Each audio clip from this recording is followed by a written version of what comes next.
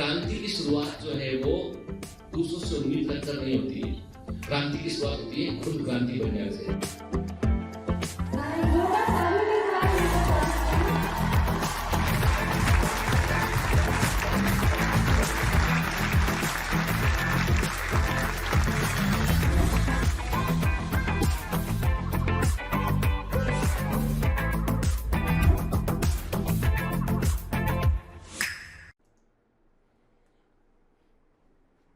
Hello commandos, welcome to Biomentors classes online. I am doctor Jitendra Singh और बेटा हम पढ़ रहे हैं स्ट्रक्चरल ऑर्गेनाइजेशन इन एनिमल्स, मतलब हम एनिमल टिश्यूज को पढ़ रहे हैं। और अभी तक हम एपिथेलियल टिश्यू को कंप्लीट कर चुके हैं, हम कनेक्टिव टिश्यू को देख चुके हैं, हम मस्कुलर टिश्यू को देख चुके हैं। ठीक है, आप मुझे जो है लेक्चर में आगे बढ़ने से पहले मैं आपसे कुछ क्वेश्चन करूंगा।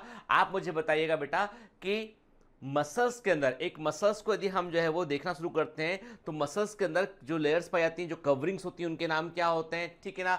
मसल्स के अंदर से, मसल्स से लेकर आप मायोफिलामेंट तक मुझे पूरा अरेंजमेंट बताइए। ठीक है, कि मसल्स के अंदर क्या होता है और जो चीज उसके अंदर होती है उसके अंदर क्या होता है। एंड फाइनली आपको मसल्स से लेकर मायोफिलामेंट तक के पूरे जो फिल इन दी ब्लैंक्स आपको पूरे करने हैं। ठीक है ना, क्लियर?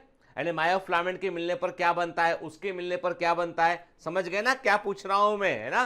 ठीक है, वो आपको मुझे लिख भेजना है। ठीक है, चलिए, तो पिछली क्लास में हमने मस्कुलर टिश्यूज के बारे में देखा। हमने देखा 3 तरह की मसल्स होती हैं। ठीक है, फिर आपको एक क्वेश्चन का मुझे और आंसर करना है। बताइएगा बेटा, आप मुझे एक क्वेश्चन का और आंसर करेंगे। वो ये है कि 3 तरह की मसल होती है, हमको मालूम है। स्मूथ मसल होती है, स्केलेटल मसल होती है, कार्डियक मसल होती है। आपको बताना है इन तीनों मसल्स में से कौन सी मसल्स ऐसी होती है जहां पर हमको इंटरकैलेटेड डिस्क देखने मिलती है। जहां पर हमको इंटरकैलेटेड डिस्क देखने मिलती है वो मसल्स कौन सी होती है? क्लियर? ठीक है, कौन सी ऐसी मसल्स होती है जिनमें टैपरिंग एंड, जिनमें सेल्स के अंदर हमको मसल फाइबर में हमको टैपरिंग एंड देखने मिलते हैं। ठीक है, आप बताएंगे मुझे कि मसल फाइबर सेल के अंदर, मसल फाइबर सेल के अंदर जो एंडोप्लाज्मिक रेटिकुलम होता है उसको हम क्या कहते हैं? क्लियर?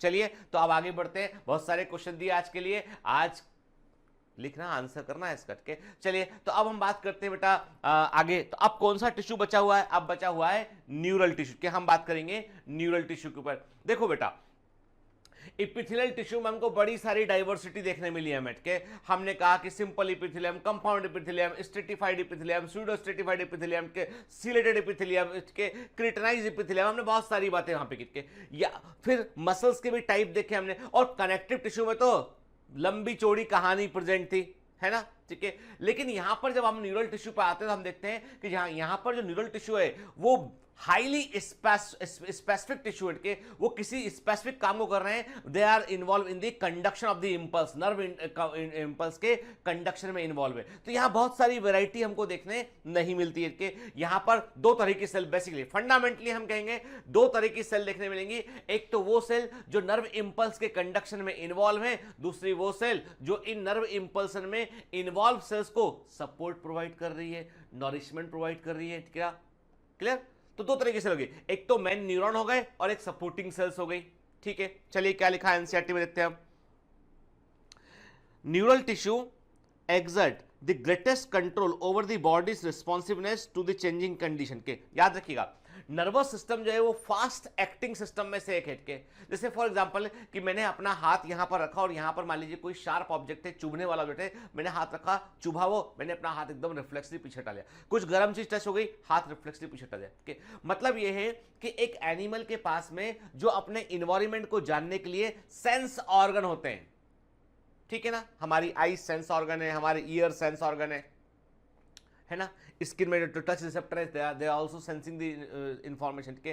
तो कुल मिलाकर बात ये कि हमारी बॉडी में जो सेंस ऑर्गन होते हैं वो वास्तव में दरवाजे हैं जिनसे हम बाहर की दुनिया को देख पाते हैं। मतलब बाहर के अपने इन्वायरमेंट को फील करने के लिए वी नीड सेंस ऑर्गन। और सेंस ऑर्गन जो है उन सूचनाओं को कि बाहर क्या दिख रहा है, उन सूचनाओं को वो ब्रेन तक भेजते हैं और ब्रेन फिर उस इंफॉर्मेशन को प्रोसेस कर हमारी बॉडी को इंस्ट्रक्शन देता है कि यदि ये ऐसा दिख रहा है तो ऐसा हो, ऐसा करा। फॉर एग्जाम्पल, सामने यदि मेरे को टाइगर दिख रहा है तो सिंपल सी बात है, छिप जाना है, भाग जाना है, नहीं तो खा जाएगा वो। ठीक है, ब्रेन ने इंफॉर्मेशन तो आंखों ने भेजी, लेकिन ब्रेन ने उसको प्रोसेस किया कि हाँ ये जो है ये सेफ जगह नहीं है।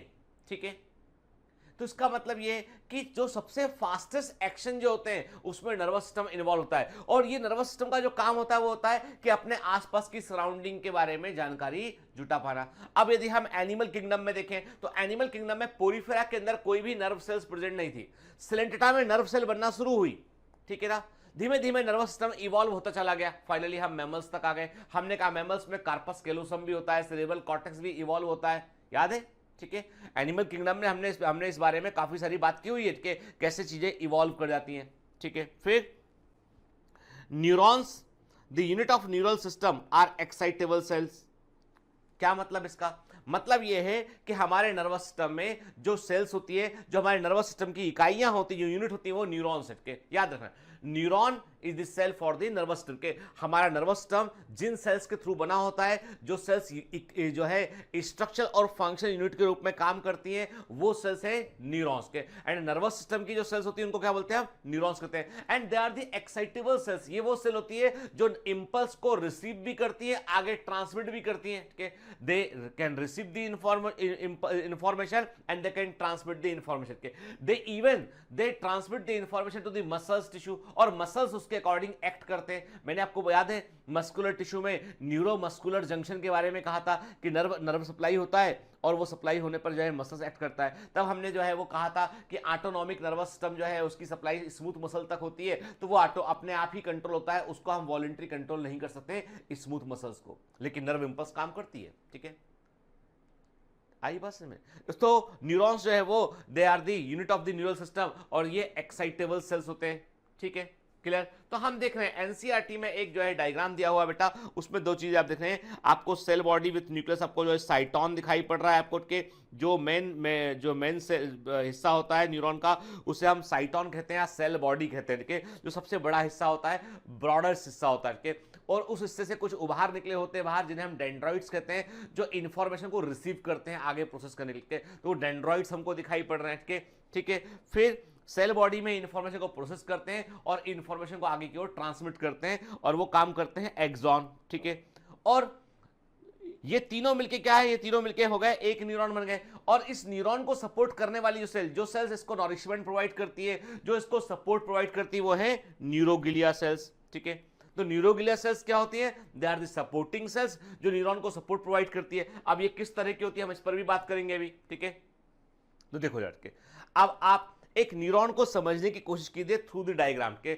हम क्या देख रहे हैं बेटा? हम देख रहे हैं कि जो सबसे ब्रॉडेस्ट पार्ट दिखाई पड़ रहा है इसका, हमने कहा ये हो गया इसका सेल बॉडी या साइटोन। सेल बॉडी कहा इसको हमने, या साइटोन का, ये हमको दिखाई पड़ रहा है। ये क्या हो गए? ये हो गए इसके डेंड्रॉइड्स के, डेंड्रॉइड्स हो गए, ठीक है। और ये क्या हो गया इसका? ये इसका एक्सॉन हो गया, ठीक है। और इंफॉर्मेशन हमेशा, सूचनाओं का फ्लो हमेशा कैसे होता है? डेंड्रॉइड ने इंफॉर्मेशन को रिसीव किया, साइटोन ने इंफॉर्मेशन को प्रोसेस किया, और इंफॉर्मेशन को फिर आगे की ओर फ्लो कर दिया, ठीक है। और ये इंफॉर्मेशन इनसे आगे अगले न्यूरॉन में चली गई। तो एक न्यूरॉन अपनी इंफॉर्मेशन को अगले न्यूरॉन को दे सकता है, ठीक है। और जब वो, और आपको बताऊं ये सब कुछ कैसे होता है? ये सब कुछ जो है वो इलेक्ट्रिक करंट के थ्रू होता है, और वो इलेक्ट्रिक करंट को प्रोड्यूस करने में सोडियम पोटेशियम आयन की बड़ी इंपॉर्टेंट भूमिका होती है, ठीक है। तो याद रखिए, ये जो है एक जो एक्साइटेबिलिटी है इसका, वो इलेक्ट्रिकल इंपल्स के समान होता है, और इसको हम बोलते हैं नर्व इंपल्स बोलते हैं। क्या बोलते हैं इसको? हम नर्व इंपल्स कहते हैं, ठीक है। देखिए सेल बॉडी, तो ये क्या है? ये पूरे न्यूरॉन को जिंदा रखने वाला सेंटर है। एंड न्यूरॉन का नरिशमेंट, न्यूरॉन का पूरा metabolic activity, everything is decided in the cell body. तो it is the cell's life support centre, cell का लाइफ सपोर्ट सेंटर है। डेंड्रॉइड क्या होते हैं? डेंड्रॉइड जो होते हैं ये दूसरे न्यूरॉन से या सेंस ऑर्गन से इंफॉर्मेशन को रिसीव करते हैं। तो डेंड्रॉइड बेसिकली जो है वो इंफॉर्मेशन को रिसीव करने वाले सिरे होते हैं। अभी बिल्कुल बेटा मैं एकदम बेसिक बता रहा हूं आपको न्यूरॉन्स का, और वो याद रखना चाहिए, तभी नर्वस सिस्टम समझ में आएगा। मैं अभी आपको जो बतला रहा हूं ये दिमाग में रखेंगे तभी नर्वस सिस्टम को समझ में आएगा, ठीक है। तो मैंने क्या बोला आपसे? साइटोन या सेल बॉडी क्या है? वो तो लाइफ सपोर्ट सेंटर हो गया, सारा मेटाबॉलिज्म न्यूरॉन्स को जिंदा रखने का वहां पर चल रहा है, ठीक है। अब जो रही बात इंफॉर्मेशन की, तो इंफॉर्मेशन को रिसीव कौन करेगा? डेंड्रॉइड इंफॉर्मेशन को रिसीव करेगा, और सेल बॉडी में इंफॉर्मेशन प्रोसेस होगी। यदि लगता है इंफॉर्मेशन को आगे फ्लो करना है, देन इंफॉर्मेशन एक्सॉन से आगे की ओर फ्लो होगी, ठीक है, क्लियर। फिर मैंने कहा axon passes message away from the cell body के, याद रखिए dendroid take the message to the cell body, dendroid message को सेल बॉडी में लेकर आता है और एक्सॉन सेल बॉडी से मैसेज को बाहर लेकर जाता है। और ये कहां लेकर जाता है, या ये इसके बाद इसके जो टर्मिनल सिरे होते हैं हम बोलते हैं these are the terminal branches of the axon के, ये जो टर्मिनल ब्रांचेस होती है एक्सॉन की, या तो ये किसी दूसरे न्यूरॉन से जुड़ी होंगी, यदि ये दूसरे न्यूरॉन से जुड़ी होंगी तो वो न्यूरॉन इंफॉर्मेशन को रिसीव कर आगे ले जाएगा, ठीक है, वो न्यूरॉन इंफॉर्मेशन को लेकर आगे इंफॉर्मेशन को आगे प्रोसेस कर भेज देगा, ठीक है। या जब यो टर्मिनल एंड ऑफ एक्सॉन यदि मसल से जुड़े होंगे तो उस इंफॉर्मेशन के आधार पर मसल्स जो है वो रिएक्ट करेगी, कॉन्ट्रैक्शन का मैसेज आया तो कॉन्ट्रैक्ट कर जाएगी वो, ठीक है, क्लियर। रिलैक्स होने का मैसेज रिलैक्स कर जाएगी, तो डिपेंड करता है, यानी जो इंपल्स है उसका प्रभाव मसल्स पे क्या होगा ये डिपेंड करता है, मसल टू मसल डिपेंड करता है, ठीक है, क्लियर।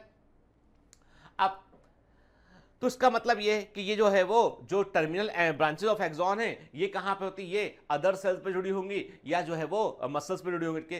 फिर माइलिन शीथ दिखाई पड़ रही है, एक इंटरेस्टिंग चीज यहाँ पे माइलिन शीथ के, माइलिन शीथ क्या होते हैं, ये एक्सॉन को कवर करने वाली शीथ होती है। क्या जैसे आपने कभी गौर किया है, तांबे का तार देखा है आपने कभी, अरे बिजली का तार नॉर्मल जो घरों में लगा होता है आप देखेंगे उस तार के अंदर तांबे का तार होता है, अंदर उसके अंदर जो है वो इलेक्ट्रिक वायर होता है, लेकिन ऊपर से एक रबड़ का कोटिंग लगा होता, देखा आपने।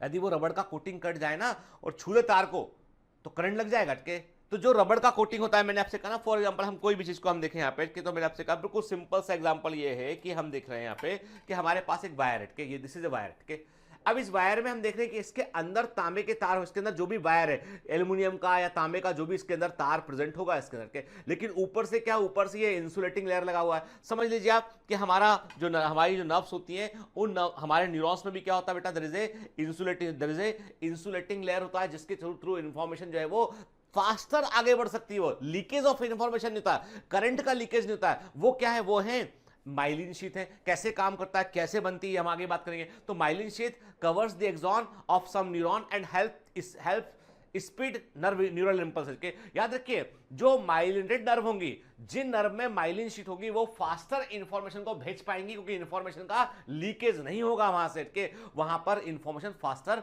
मूव कर पाएगी, ठीक है ना।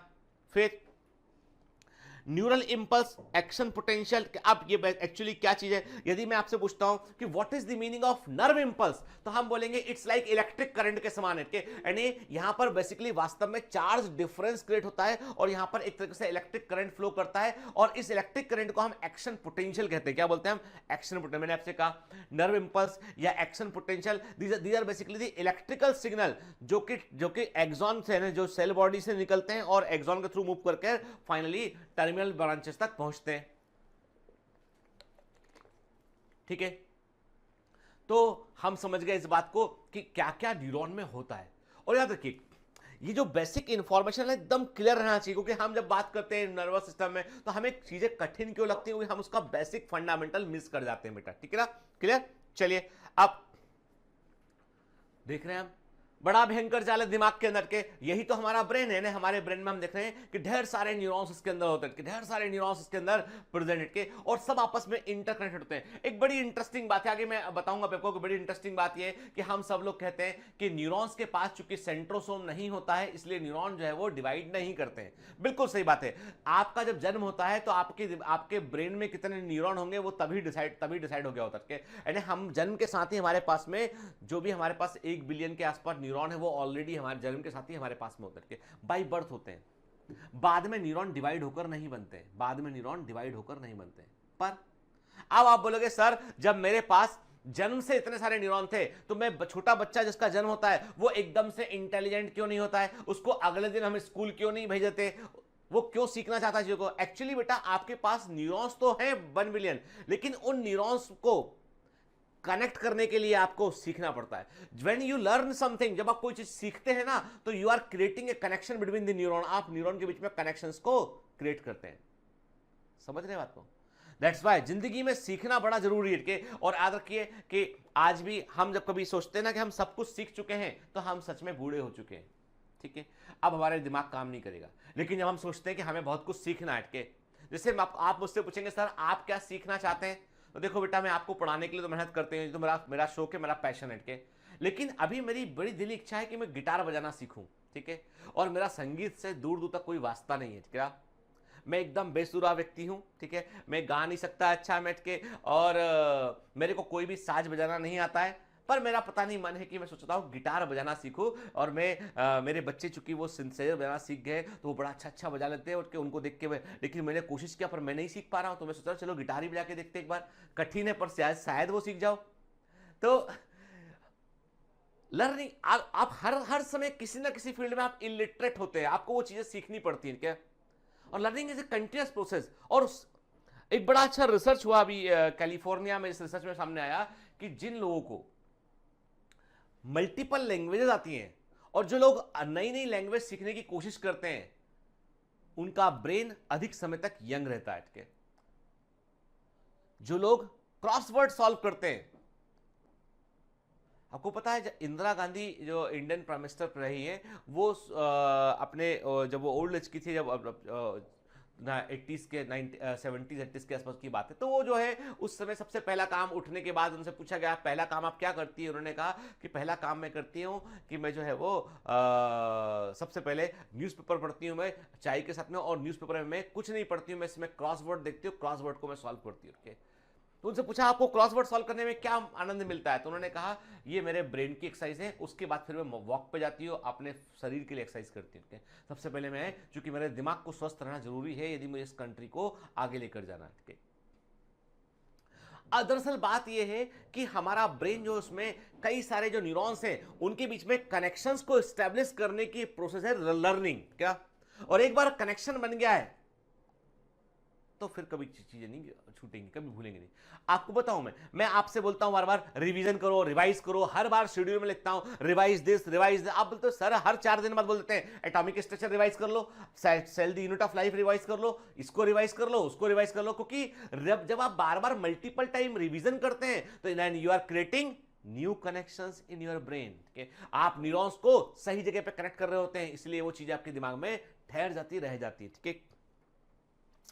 अब ये तो बात की हमने कि बड़ा जटिल जाल होता है न्यूरॉन्स का दिमाग के अंदर, हम आगे और भी बात करेंगे, हम नर्वस सिस्टम पढ़ेंगे। मैं कह रहा हूं अभी तक आप सोचते होंगे कि नर्वस सिस्टम बोर है, कठिन है, ऐसा है वैसा है, एक बार मुझे पढ़ाने दीजिए, आप नर्वस सिस्टम को कभी लाइफ में नहीं भूलेंगे, ठीक है। चलिए, तो अभी हम बात करते हैं यहाँ पे द न्यूरोग्लियल सेल। अब ये न्यूरोग्लियल सेल क्या चीज है, ये वो सपोर्टिंग सेल्स हैं। अब इतना इंपॉर्टेंट काम कर रहा है न्यूरॉन, तो उसको कोई ना कोई चाहिए ना कि खाना पीना दे दे। अब भाई घर में होता ना, एक आदमी बड़ा इंपॉर्टेंट टाइप का काम कर रहा है, बड़ा भारी टाइप काम करके बाहर से आया, तो जैसे घर में आता है तो पूछ परख होती है, भोजन करेंगे, खाना खा लीजिए, पानी पिएंगे, चाय पिएंगे, ठीक है। तो आप समझ लो कि न्यूरोग्लियल सेल जो है वो सेक्रेट ऐसी है कि वो सपोर्ट प्रोवाइड कर रही है, इसको क्या चाहिए न्यूरॉन को, हम तुम्हें प्रोवाइड करेंगे, तुम अपना काम करो इफिशिएंटली, ठीक है ना।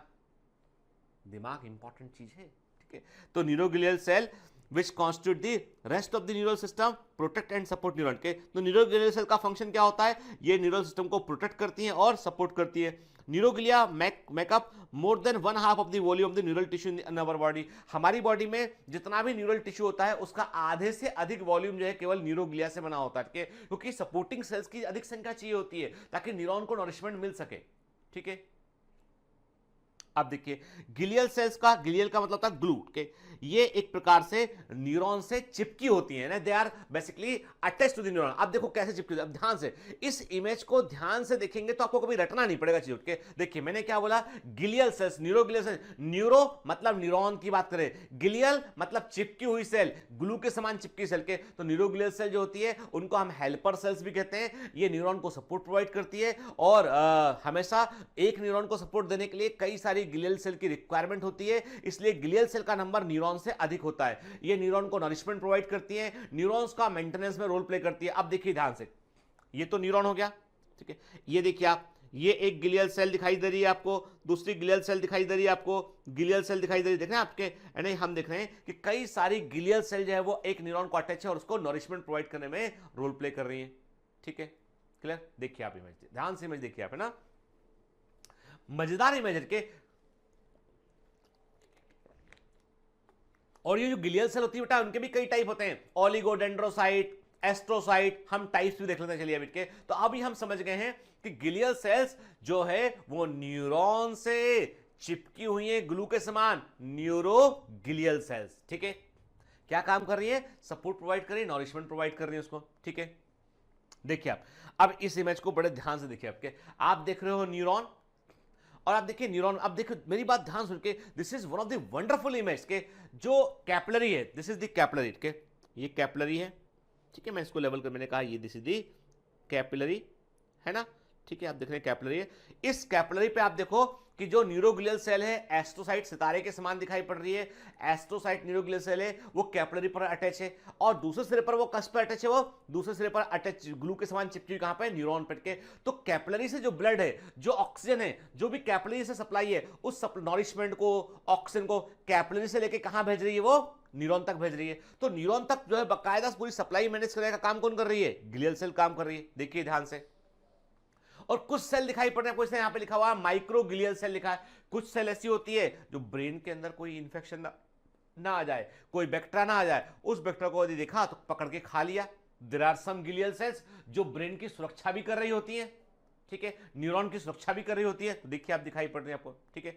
तो एक काम करते हैं कि हम यहां पर एक फ्लो चार्ट को जरा अच्छे से देख लेते हैं, और यदि आपके पास वक्त हो और आप जो है वो थोड़ा सा जो है पढ़ना चाहते हो तो आप बना लेंगे तो बहुत अच्छा होगा, नहीं तो स्क्रीनशॉट ले लीजिए के। लेकिन एक बार हम जब बेटा खुद से लिखते हैं ना, तो वही वाली बात है, ब्रेन के कनेक्शन बन जाते हैं, ब्रेन के कनेक्शन बन जाते हैं, चीजें याद रह जाती हैं, ठीक है। तो क्या देख रहे हैं हमने कहा कि जो ग्लियल सेल्स जो है, ग्लियल सेल्स, ठीक है, थोड़ा कट गया ऊपर लिखता हूं, ग्लियल सेल्स, ग्लियल सेल्स, ठीक है, are found in, glial cells कहां कहां पाई जाती हैं, they are present in peripheral nervous system, they are also present in the central nervous system के।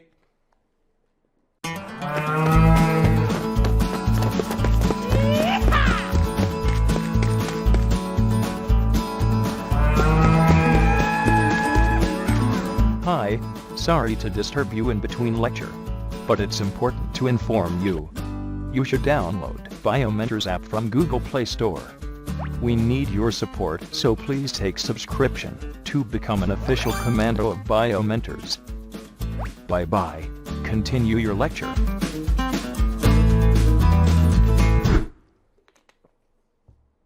आप समझते हैं सेंट्रल नर्वस सिस्टम क्या है?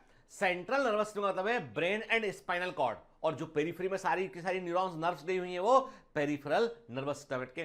तो पेरिफेरल नर्वस सिस्टम में ध्यान से बात सुनिए, पेरिफेरल नर्वस सिस्टम में जो ग्लियल सेल देखने मिलती हैं वो बेसिकली दो तरह की होती है। एक होती है सैटेलाइट सेल्स, एक होती है satellite cells, one is the satellite cell, ठीक है, जो कि सेल बॉडी को सपोर्ट, न्यूरॉन की सेल बॉडी को सपोर्ट प्रोवाइड करती है। सैटेलाइट सेल जो है वो न्यूरॉन की सेल बॉडी को सपोर्ट प्रोवाइड करती है।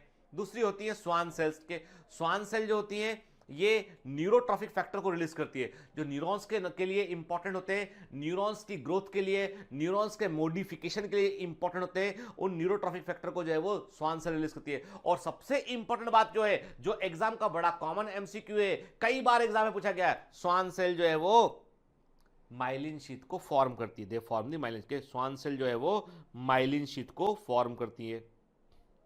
very important and it is one of the very common MCQ in examination के।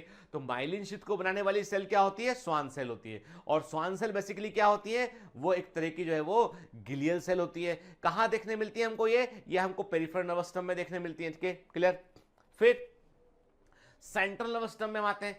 सेंट्रल नर्वस सिस्टम में हमको जो है ओलिगोडेंड्रोसाइट देखने मिलती है, और ओलिगोडेंड्रोसाइट जो है ये भी माइलिन शीथ को बनाती है ब्रेन में और स्पाइनल कॉर्ड में, क्या याद रखिए। और बाकी पेरिफेरल नर्व्स में जो माइलिन शीथ होती है वो स्वान सेल से बनी होती है। तो ओलिगोडेंड्रोसाइट जो है वो भी माइलिन शीथ को बनाती है। इसके अलावा माइक्रोग्लिया जो होते हैं, they are the modified immune cell, ये भी ग्लियल सेल होती हैं जो इम्यून सेल के समान व्यवहार करती है, और ये स्कैवेंजिंग करती है, जो कोई इंफेक्शन या बैक्टीरिया अंदर आ गया उसको खा लेती है। फिर सबसे इंपॉर्टेंट जो ग्लियल सेल है वो है एस्ट्रोसाइट, जो हमें सितारे के समान दिखाई पड़ रही है। एस्ट्रा मतलब होता है स्टार, एस्ट्रा मतलब होता है स्टार समान के। तो एस्ट्रोसाइट जो है वो मल्टीपल काम करती है, they provide substrate for ATP production के। एस्ट्रोसाइट जो होती है वो कैपिलरी से क्या करती है, फूड को लेके आती हैं, और उस फूड को जो है वो कहां प्रोवाइड कर देती है, न्यूरॉन्स को। न्यूरॉन के अंदर माइटोकॉन्ड्रिया होते हैं, और जो साइटोप्लाज्म में उस फूड को प्रोसेस करके एनर्जी निकाल ली जाती है। तो कुल मिला के क्या हुआ, मैंने कहा जो एस्ट्रोसाइट होते हैं वो प्रोवाइड करते हैं सबस्ट्रेट एटीपी प्रोडक्शन के लिए। They help to form blood brain barrier के, इंपॉर्टेंट ठीक है। कई सारी दवाएं ऐसी होती हैं जिन्हें खाने के बाद जो ब्रेन तक नहीं पहुंचती हैं, ठीक है।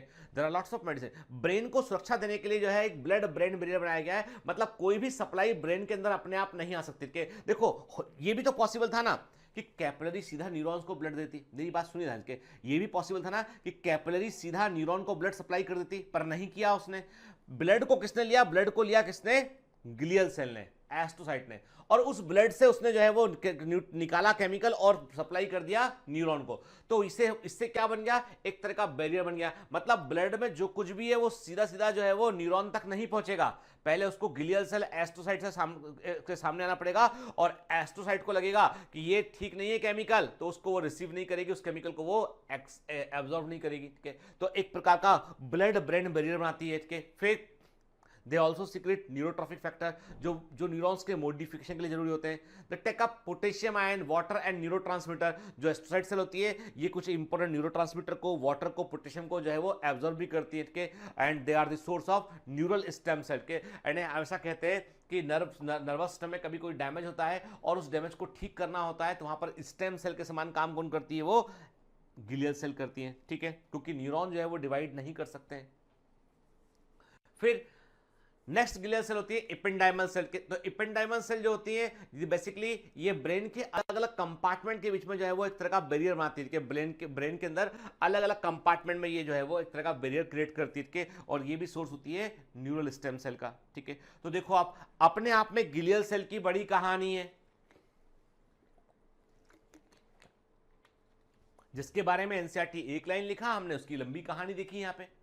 और ये जरूरी है बेटा, क्योंकि देखो ये पता नहीं होगा तो हम नर्वस सिस्टम कैसे पढ़ पाएंगे, है ना, ठीक है। फिर when A neuron is suitably stimulated and electric disturbance is generated which swiftly travel along it's plasma membrane. देखो सिंपल सी, अब क्या बोल रहा है? जब न्यूरॉन्स को स्टिमुलस मिलता है, और स्टिमुलस मिलने पे क्या होता है कि न्यूरॉन्स के अंदर इलेक्ट्रिक करंट पैदा होता है, और इस इलेक्ट्रिक करंट पैदा होने में सोडियम पोटेशियम आयन बड़ी इंपॉर्टेंट भूमिका निभाते हैं, ठीक है। अब ये इलेक्ट्रिक करंट कैसे पैदा होता है ये सब हम पढ़ेंगे नर्वस सिस्टम में के, जब हम देखेंगे कि how the nerve impulses are generated के। अभी इतना समझ गया कि न्यूरॉन्स एक्साइटेड होते हैं तो उनके अंदर इलेक्ट्रिकल डिस्टर्बेंस होता है, और इलेक्ट्रिकल डिस्टर्बेंस होने पर एक करंट पैदा होता है, इलेक्ट्रिकल इंपल्स पैदा होती है, और वो तेजी से मेम्ब्रेन के थ्रू मूव करती है। याद रखिएगा न्यूरॉन्स में जो भी इलेक्ट्रिक करंट है वो थ्रू मेम्ब्रेन ही मूव करता है। Arrival of the disturbance at the neurons ending, neuron के एंडिंग पर वो इंपल्स पहुंचती है। आउटपुट जोन बोल सकते हैं इसको हम, के ट्रिगर द इवेंट दैट में कॉज स्टिमुलेशन और इनिबिशन ऑफ एडजेसेंट न्यूरॉन और अदर सेल्स के। अब जब जो इलेक्ट्रिकल इंपल्स एक न्यूरॉन से फ्लो होती हुई पहुंची कहीं पर एंड पे, और वहां पर उसने जो यदि मसल्स के पास गई तो मसल्स या तो कॉन्ट्रैक्ट करेगा या रिलैक्स करेगा, डिपेंड करता है किस तरह की इंपल्स वहां पहुंची है। तो क्योंकि यहां पर कई बार इलेक्ट्रिकल इंपल्स जो पहुंचती है वो पहुंचने के बाद अपना असर दिखाएगी, उसको हम बोलेंगे कि there is a effector organ जो उसके ऊपर उसके असर पे काम करेगा। जैसे मैंने आपसे कहा कि मैं अपने हाथ को कॉन्ट्रैक्ट कर रहा हूं, मतलब मैंने ब्रेन से इंफॉर्मेशन भेजी न्यूरॉन्स को कि इसको हमें कांटेक्ट करना है मसल को, तो हम अपने हाथ को कांटेक्ट कर पाए यहां पर, ठीक है ना, क्लियर। तो सिंपल सी बात है कि जो मतलब ये है बेटा कि न्यूरॉन्स को जब स्टिमुलेट होता है न्यूरॉन तो उसके अंदर इलेक्ट्रिकल डिस्टर्बेंस होता है। और याद रखिएगा कि जैसे ये बिल्कुल वैसी बात है, ये बिल्कुल वैसी बात है, एक शांत तालाब है, एक तालाब में कोई हलचल नहीं है, आपने एक पत्थर उठा के तालाब में फेंक दिया तो क्या होगा? तालाब के अंदर पत्थर की, जहां पत्थर गिरेगा लहरें बनेंगी, और वो लहरें मूव करती हुई कहां तक पहुंचेंगी? वो तालाब के किनारे तक पहुंचेंगी। देख लीजिए करके कभी आप जब तालाब में पत्थर डालते हैं तो आप वो पत्थर से लहरें बनती है और वो धीमे धीमे ब्रॉड होती हुई आगे पहुंचती है। बिल्कुल वैसे ही इलेक्ट्रिकल इंपल्स जो है वो एक बार जनरेट हो गया है तो वो एक न्यूरॉन से अगले न्यूरॉन पर फाइनली अफेक्टर ऑर्गन तक पहुंच जाएगा वो, ठीक है। अब देख रहे हैं हमें दिखाई पड़ रहा है ये न्यूरॉन किसमें, जो पूरा का पूरा फ्लो ऑफ इंपल्स जो पूरा का पूरा जो इलेक्ट्रिक करंट है वो कैसे फ्लो होता है। तो इसमें जो शाइनिंग पोर्शन दिखाया है, मतलब these are the portions where the impulse is actually travelling के, तो एक्चुअली इंपल्स ट्रेवल करता हुआ हिस्सा हमने जो है वो ब्राइट कलर से यहाँ पर शो किया हुआ है। देखिए आप, तो जो आप देख रहे हैं यहाँ पे जो आपको दिखाई पड़ रहा है चमकता हुआ हिस्सा दिखाई पड़ रहा है इसके, तो वो क्या है बेसिकली वहां पर इलेक्ट्रिकल इंपल्स है तो ट्रांसमिट हो रही है वहां से एक से दूसरे की जा रही है इसके, या एक्सचेंज ऑफ इलेक्ट्रिकल इंपल्स वहां पर हो रहा है यहाँ पे, ठीक है, क्लियर। देखिए आप ना, तो दिस इज द इमेज जो शो करती है कि कितना कॉम्प्लेक्स सर्किट जो है हमारे ब्रेन के अंदर। अभी बता दूं आपको कि जितना कॉम्प्लेक्स सर्किट आपके ब्रेन के अंदर प्रेजेंट है उतना कॉम्प्लेक्स सर्किट आज तक हम साइंटिस्ट बना भी नहीं पाए, ठीक है। कोई मशीन हमारे जैसी नहीं है जो इतना सोच समझ के डिसीजन लेती हो चीजें, जो इतना सारा रिजल्ट्स को सोच सकती हो के। मशीन जो होती है वो मशीन से केवल के। अभी हमारे पास क्या, हमारे पास जो है we are the most advance machine के। इमोशन से हमारे पास टारगेट है, लक्ष्य, बहुत कुछ चीजें हमारे पास के। ये सब कुछ जो है इसी सर्किट से तय हो रहा है, ठीक। When you are born, you have all the neurons that you will ever have। क्या आपका जब जन्म होता है आपके पास सारे न्यूरॉन होते हैं, they are not all connected though, okay?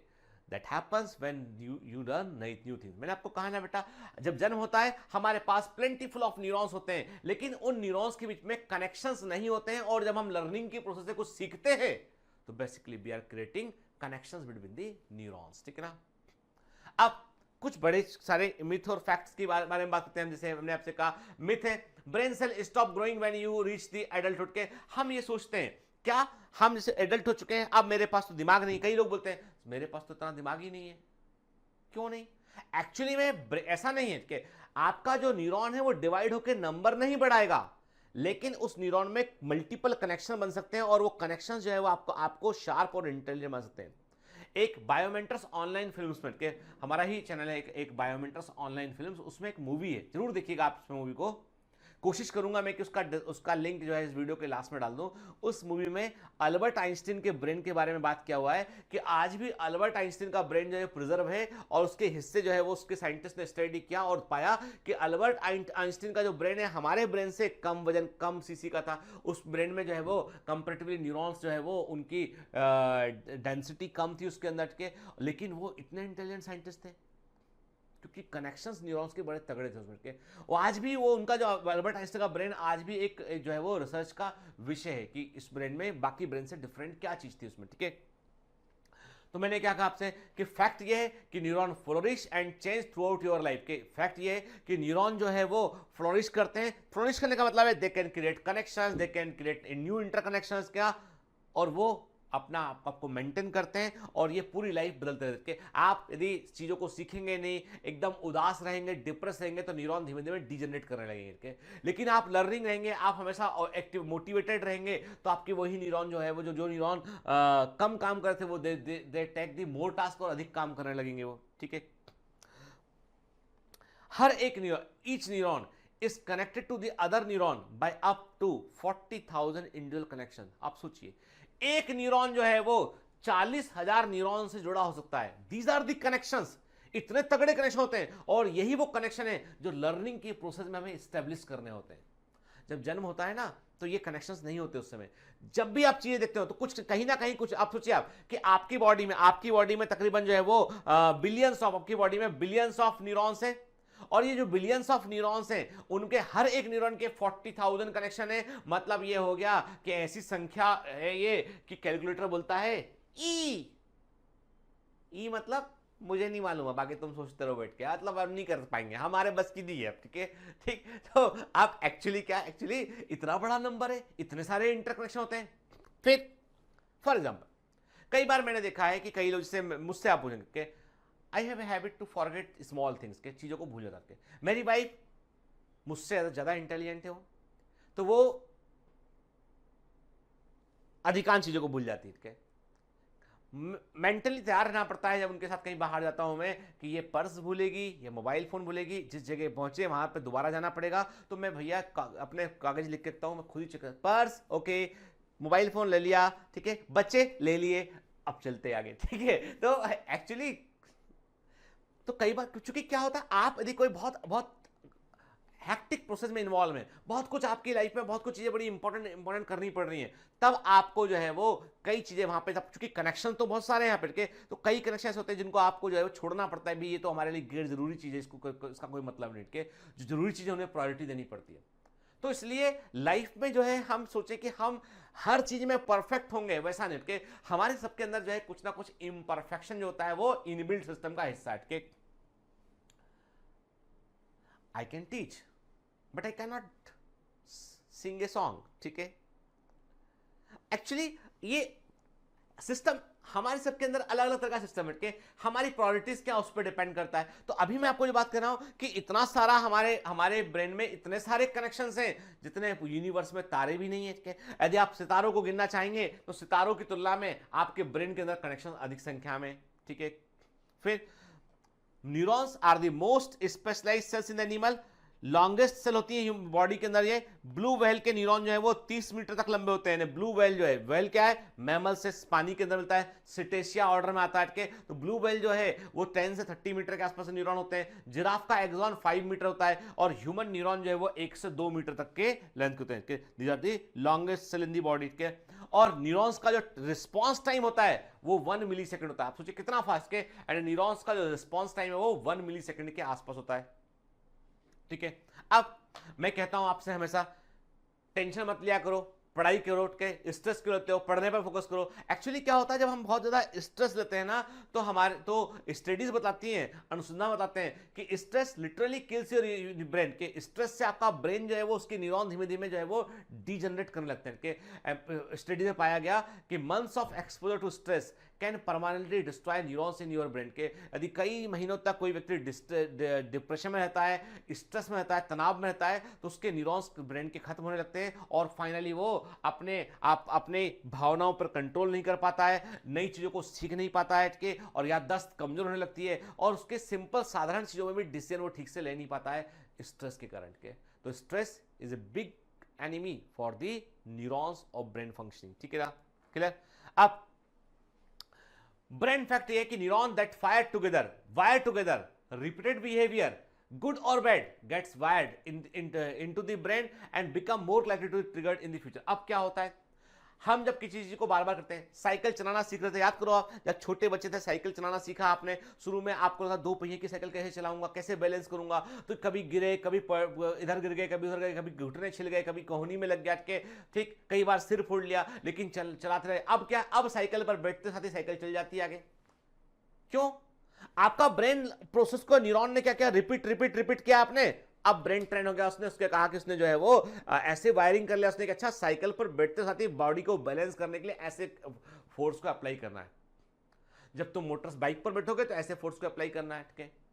जब आप चीजों को नए सीखते हैं आप, then you are basically creating new connections in your brain and after some time that become your habit, वो आपकी हैबिट में आ जाता है, ठीक है। तो हम क्या कहते हैं, हम कहते हैं कि जो न्यूरॉन एक साथ फायर करते हैं, एक साथ इंपल्स रिलीज करते हैं, रिपीटेड बिहेवियर के कारण ऐसा होता है, तो वो आगे भी जो है वो एक साथ काम करते हैं और बेसिकली यही ब्रेन का एक ऑटोनोमस सिस्टम होता है कि ब्रेन हमारा जो है वो चीजों को सीखकर रिस्पॉन्स में काम करता है वो, ठीक है।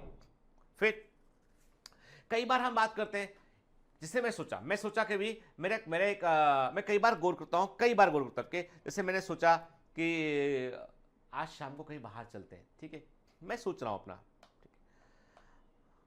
तो जो मेरी वाइफ, एक्चुअली हम लोग पहले जो है किसी समय जब यूपीएससी की तैयारी करते थे तो we were good friends also, तो हम लोग का मेंटल लेवल मैच करता। तो मैं सोचता हूं कि कुछ बोलना है मुझे, तो कई बार जैसे जिस चीज को मैं सोच रहा होता सेम चीज वो बोल देते इमीडिएटली, तो मैं बोलता अरे मैं बोलने ही वाला था, मैं सोच रहा था इस बारे में। कई बार क्या होता, कई बार मेरे क्लोज फ्रेंड से मैं कई बार बोलता हूँ कि यार बहुत दिन हो गए मिला नहीं है, उससे मिलना चाहिए। नेक्स्ट डे ये शाम को वो मेरे घर पे आता है, यार ऐसा लगा कि मिलना चाहिए तुझसे। कैसे पॉसिबल है? क्या वाकई में टेलीपैथी ऐसी कोई चीज होती है? हालांकि वैज्ञानिक प्रमाण बहुत अधिक हद तक नहीं मिलते, पर कभी गौर करना आप, कई बार आपको लगता है कि कोई चीज आप सोच रहे हैं, किसी चीज के बारे में आपको दिमाग में आ रहा है, लेकिन सामने वाला आदमी वो चीज लेके आ गया। सेम आपके ब्रेन ने किसी इंफॉर्मेशन को प्रोसेस करने की कोशिश की और वो इंफॉर्मेशन आपके सामने रियलिटी में सामने आ गई, ठीक है। ये क्या चीज है? एक्चुअली ऐसा कहते हैं कि हम सबके बॉडी में अब जो है कुछ न्यूरॉन ब्रेन में ऐसे होते हैं जो मिरर न्यूरॉन के समान होते हैं, ठीक है। और जिन दो व्यक्तियों के मिरर न्यूरॉन, जिन दो व्यक्तियों के न्यूरॉन का सेम सेट जो है वो अधिक मैच करेगा, उनकी भी सबसे स्ट्रॉन्ग टेलीपैथी होगी। वो बगैर बात किए ही बात कर लेंगे। वो सोचेगा इधर, वो उधर बैठा होगा, वो उधर उसकी सोच को पढ़ लेगा। समझ गए?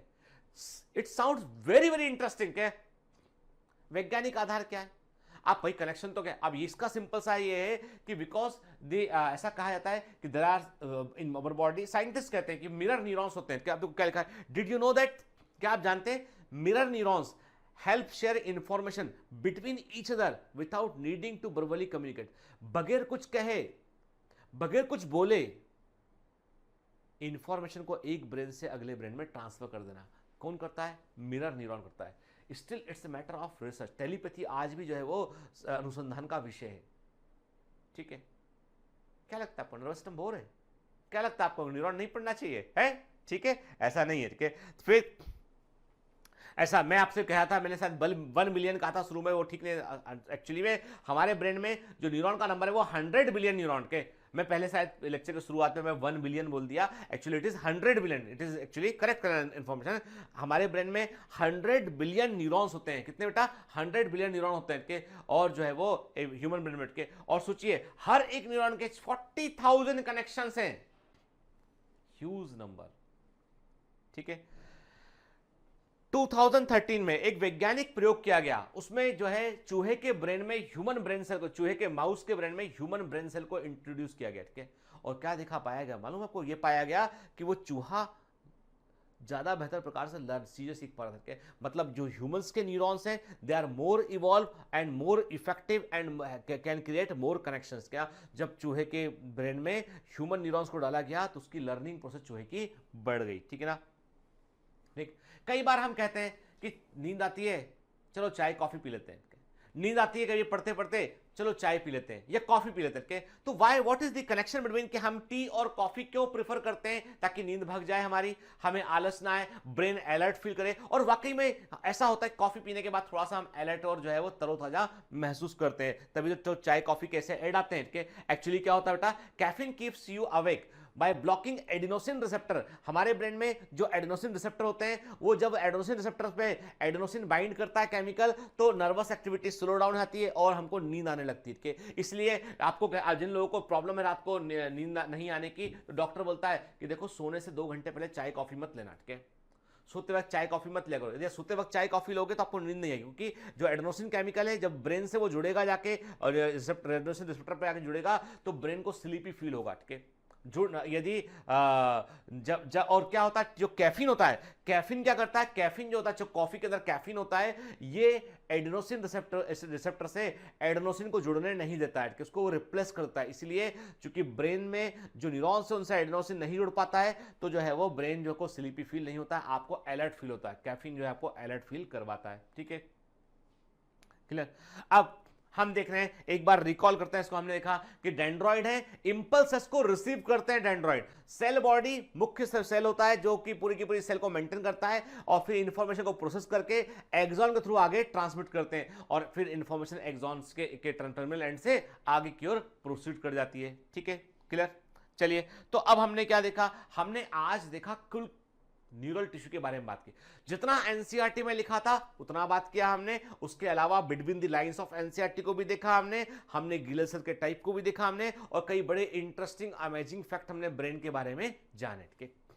इसका मतलब यह है कि हमको नर्वस सिस्टम पढ़ना चाहिए अच्छे से, ठीक है ना। कोई क्वेश्चन उसका गलत नहीं होना चाहिए, है ना बेटा। चलो ठीक है, तो यहां पर हमारा जो है ये एनिमल टिश्यू के चारों टिश्यू के टाइप यहां पर पूरे होते हैं। अब इसके बाद क्या है? अब देखो, इसके बाद जो चैप्टर है उसमें जो है अर्थवर्म है, कॉकरोच है, फ्रॉग है, ठीक है। तो अब मेरी बात सुनिए ध्यान, अब मेरी अटेंटिव होकर बात सुनिएगा, नहीं बार बार नहीं तो एक ही कमेंट करते रहोगे बैठ के, कहाँ गया चैप्टर पूरा हो गया नहीं हो गया, ठीक है। तो मेरी बात सुन लीजिए ध्यान से, ठीक है। मैं आपके जो अर्थवर्म हुआ, ठीक है, कॉकरोच हुआ, इसके मैं वीक में आपके 1 या 2 लेक्चर लूंगा मैं, ठीक है, जो बेस्ट मोस्टली मैं वीकेंड के आसपास डालूंगा उन लेक्चर्स को, क्लियर, ठीक है। लेकिन अब हम जो शुरू करने वाले हैं ह्यूमन फिजियोलॉजी, ठीक है, क्योंकि देखो हम टिश्यू जान लिए, अब अर्थवर्म को डिटेल में पढ़ने का पढ़ने से बेटर है कि हम ह्यूमन फिजियोलॉजी को पढ़ते हुए अर्थवर्म को कंपेयर करते हुए पढ़े यहाँ पर, ठीक है। और धीमे धीमे पढ़ेंगे उन हिस्सों को हम, ठीक है, क्योंकि वो हिस्सा वैसे भी याद करने वाला हिस्सा मोस्टली उसका, ठीक है। तो उस हिस्से में को हम जो है धीमे धीमे कंपेयर करते पढ़ेंगे, हमको ज्यादा बेहतर याद होगा, ठीक है। देखो बेटा, फाइनल मतलब ये है कि आउटकम की आपको जो एग्जाम में क्वेश्चन आता है वो बनता है नहीं बनता, ठीक है, और बनना चाहिए, ठीक है बेटा। चलो ठीक है, तो कुल मिलाकर कहने की बात यह है कि अच्छे से पढ़ना है बेटा, समझकर पढ़ना है, और पूरी ह्यूमन फिजियोलॉजी हमको अच्छे से समझ में आना चाहिए, और उसके लिए हमको एनसीईआरटी को पूरा 100% फॉलो करना है। जहां जरूरत पड़ेगी I will go beyond the NCERT, between the lines of NCERT, और जहां मुझे लगेगा कि we have to confined within the NCERT limit, तो वहां कन्फाइंड करेंगे, ठीक है। ये डिसीजन मेरा होगा, ठीक है, कहां मुझे आगे जाना है, कहां मुझे आगे नहीं जाना है, ठीक है ना। समझ गए? आपका काम क्या है? इंस्ट्रक्शन को फॉलो करना और अच्छा परफॉर्म करके देना, डीपीपी सॉल्व करना, टेस्ट में अच्छा परफॉर्म करना। कमांडोज हाई अलर्ट पर जाइए कि अब आया है थोड़ा सा सख्त वक्त आने वाला है कि जहां पर आपको ज्यादा एफर्ट करनी पड़ेगी। के all the best. Hi. To become an official commando of Biomentors, join us at www.biomentors.online. Here you can solve daily practice papers, an online test. You can download performance enhancement sheets. You can track your progress. You can interact with other fellow commandos. Join us and prepare yourself. It's a commando training for your success.